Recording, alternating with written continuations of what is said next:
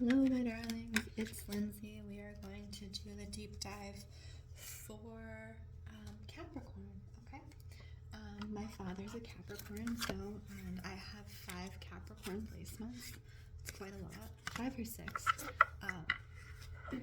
So I really do love a Capricorn, even if they are very strident and stringent and need to be in their schedules. But I wanted to do the deep dive for Capricorns for 2026 as we're coming into your season.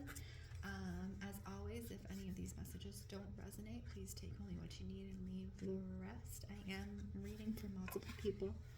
I'm going to bless the cards. I ask that any and all messages that come through the cards come through with clarity and understanding for all those involved and for their highest good at this point in time only. Off the bat, so I do want to kind of focus on the beginning of the year spirit if we can, but off the bat, I'm hearing nothing to sniff at. So there's like this old saying, it's like nothing to sniff at, which means basically like nothing to hold your nose up at, right? So I want you, Capricorn, as you're going into the new year, to really break down your biases around certain things. I'm hearing work specifically. It's almost like a bias around work and how you earn money and what that looks like for you. Or you have, so Capricorn does tend to have a perfectionist standard. Where it has to be perfect or it has to fit their vision or whatever, and that's beautiful, but it also keeps you from actively moving forward, right? Because you kind of box yourself into this space of it needs to look like this or it needs to be like this, and you're not really opening to the allowance of the possibility of what can and what will move you forward on your path. And specifically around work, I'm hearing don't sniff at it, right? So don't turn your nose up at certain jobs or certain work in 2026, because I think there's certain work that is getting you on your path. And I did the Sagittarius reading, and they had some of this too, but yours is quite a lot stronger. Where it may not be your ideal job right now, it may not be your ideal way to earn income right now, but it's actually on your path. So if an opportunity presents to you, trying it out is in your best interest, because it actually may lead to where you need to go and where you want to be. So please refrain from turning your nose up at certain work or certain things, because I think there's something about you learning specific skills, you going through jobs, 1 job or 2 or even 3. I'm seeing a lot of short-term jobs, like temp jobs or things like that, where you're actually learning certain skills that are necessary for you going where you want to go or going on the path where you need to be led, right? So Page of Wands is learning energy, and if you don't allow yourself to get started around work and learn those skills, you will never have the skill set to get where you want to go. The universe is going to offer you opportunity, right? So I do see people are interested. They're interested in hiring you. They're interested in working with you for various things. But if you turn your nose up at them, that's like saying to the universe, no, I don't want to go here. No, I'm not interested in this. And you're telling them you're telling the universe you don't care to explore, to learn these skill sets in order to make it further down the path. That's literally what you're saying. So it's kind of like you have to bite the bullet. You have to swallow your ego. You have to just try it out. And if it really is as bad or as horrible as you think it is, okay, fine, you tried it out, and now you're going to try something else. And I do feel this energy for 2026. You may be job hopping a little bit. You may be trying a couple different jobs. And that's okay, but as long as you're trying is the operative word here, Capricorn. Don't stop yourself before you start, right? It's the trying aspect. And I'm also seeing specifically things around paperwork. I'm almost getting like you get the ick around doing paperwork or administrative stuff, or you know,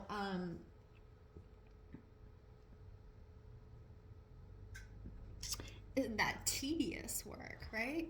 You get the ick around being tedious, but there's something specifically Capricorn in you learning to be present in the tedious work, in you learning to be present in the mundane work.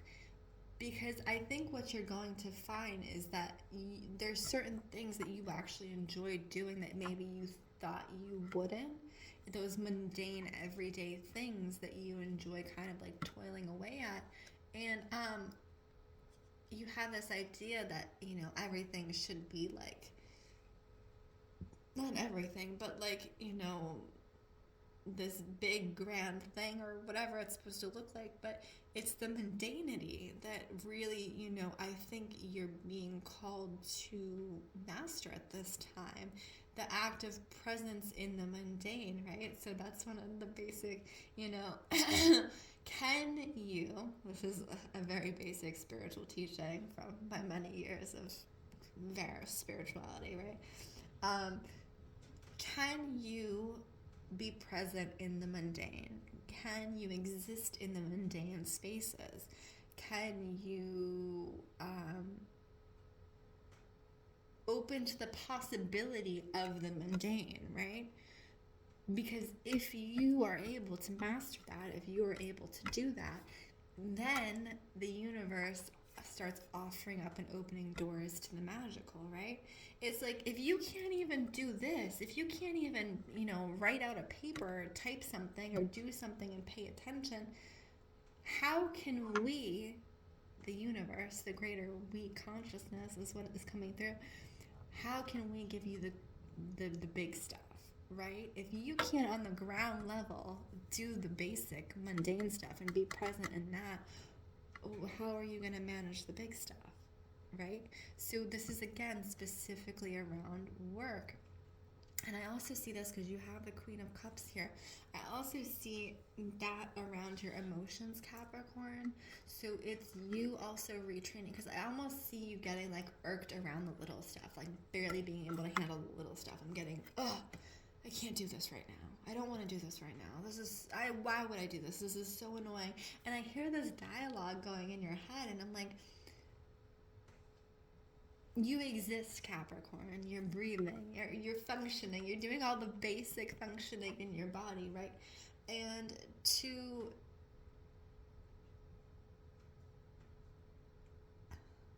almost deny the small stuff, deny the everyday, deny the mundane, or even completely outright reject it, rejecting the mundane. It's in some ways rejecting being here, right? In a very human way, because for much of our lives, it is mundane, right? It is the small stuff. It's going out to the mail to get, going out to the mailbox to get the mail, or, cleaning the bathroom, or like, it's the stuff that's not going to be entertaining, and it's up to you to find presence, to find entertainment, to find even joy in some of these things. Like when I clean my house, I turn on music and then I light a candle, and I find joy in the act of cleaning my house and being very particular, like cleaning every little corner and being very particular. Because to me, that is practicing presence and prayer in my home and being grateful for my home. And for you, as we're talking specifically around work, say you need to fill out paperwork for work, whatever you need to fill out, you need to type something up, you need to write something up. Instead of using Chat GPT, right, to think the thoughts for you, you have a functioning brain. That is something to be grateful for. You have a functioning body. That is something to be grateful for. Use it. Stop offsetting it to Chat GPT or AI. And this is where the authenticity comes in. Are you you? How do you get that across into the world, right? How are you authentically you? It's in the small stuff. It's in the way you show up when no one's looking, right? So I think for you, this is very much the 2026, and particularly again around work and finding that presence and joy in the small stuff. I'm also seeing like a renewed interest in writing, Capricorn. So like not even just typing things out, but like handwriting, like journaling, like your thoughts and stuff like that. Like getting a pen. I know it's so old school, getting a ballpoint pen and writing out your thoughts, and like I'm seeing specifically cursive writing, so this is going to be obviously a very specific age group because they don't teach cursive anymore, which is very sad. But I'm seeing cursive writing, like that attention that you have to pay to cursive writing. That's the level of attention that you should be paying. Four of Cups, and the Four of Cups is very much around, you know, like cup half full. Like she has all these up-facing cups, and she's looking off in the distance like, oh, why don't I have this? Why don't I have this? And that's your problem, Capricorn. You're not paying attention to what's in front of you. Pay attention to what's in front of you. And there's something else, Capricorn, going on around your heart, and I almost feel like there's this desire to open up. There's this desire to bloom specifically around your heart in relationship, or, you know, around just opening your heart to new experiences. It doesn't necessarily have to be in a relationship. And I'm almost getting this fear. Okay, so Capricorns in general really like their schedule. They like knowing that they have to be somewhere, they have to do something, and like having a set box of like, this is this and this is this. And I think in the unknown, Capricorns can really struggle. Okay, and specifically what I'm seeing, Capricorn, in 2026 is you struggling around the unknown to do with your heart, right? To do it with your love and the way love shows up in your life and the way you show up in love for yourself, right? And what that means and what that looks like, and you don't know how to do it differently or better or be more open, and there's this fear wrapped around your heart energy.